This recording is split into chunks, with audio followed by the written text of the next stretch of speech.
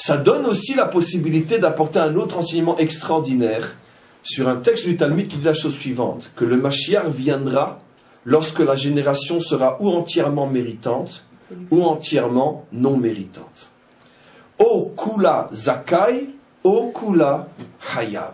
Tous les juifs mauvais ou tous les juifs bons, c'est impossible. Puisqu'on parle avant la venue du Mashiach. Donc que signifie kulo zakai ou kulo hayav? Il explique la chose suivante. C'est qu'en vérité, le Mashiach viendra dans une génération où tout le monde se sera prononcé par rapport à ce qu'il veut être. Pas forcément Zakai dans le sens il est un juste accompli, mais Zakai dans le sens de Srout. Ça veut dire que il y aura au moins le mérite de je veux m'en sortir. Ça veut dire qu'il n'y aura plus de gens entre les deux. Oui, mais le Mashiach viendra dans un monde où chacun aura déjà fait son choix. Moi j'ai choisi le camp des méchants et moi j'ai choisi le camp des bons. Maintenant, parmi ceux qui ont choisi le camp des bons, il y aura toutes les nuances possibles et inimaginables entre celui qui fait déjà le bien et celui qui ne fait encore rien, mais qui ne fait qu'aspirer au bien. Et ça veut dire, mais décide-toi déjà où tu es, à droite ou à gauche, t'avances ou tu n'avances pas.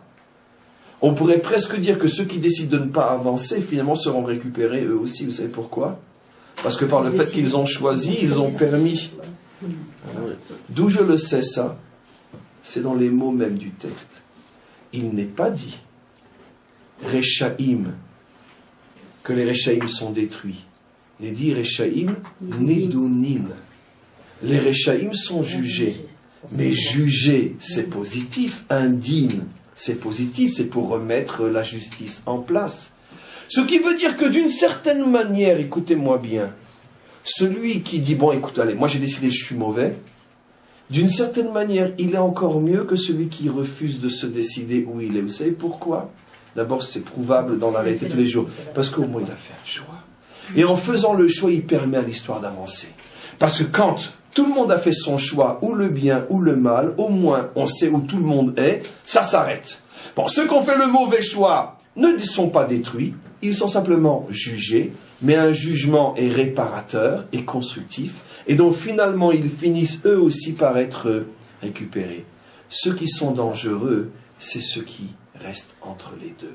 Comme vous avez dit, c'est la raison pour laquelle le pire des personnages bibliques, celui qui incarne le défaut qui doit disparaître, s'appelle Amalek. Le seul des personnages bibliques sur lequel on dit qu'il doit disparaître, donc le seul des représentants des défauts qui doit disparaître, puisque chaque personnage biblique mauvais est le représentant d'un défaut particulier. Pharaon représente l'orgueil, comment s'appelle-t-il, Lavan représente la traîtrise, la roulerie, etc., etc., etc.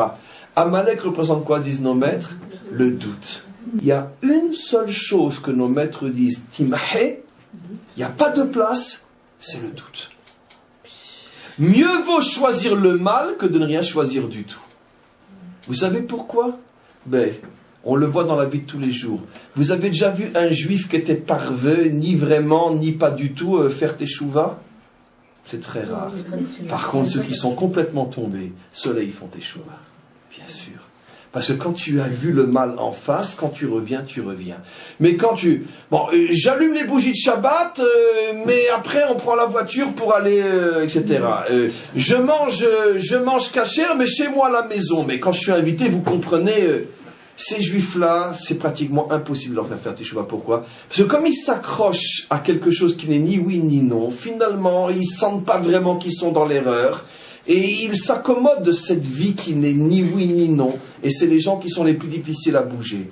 Celui qui au moins est tombé, il a mangé, il a fait, ça, au moins quand il fait teshuva, il ne peut pas se mentir à lui-même, il sait qu'il est tombé.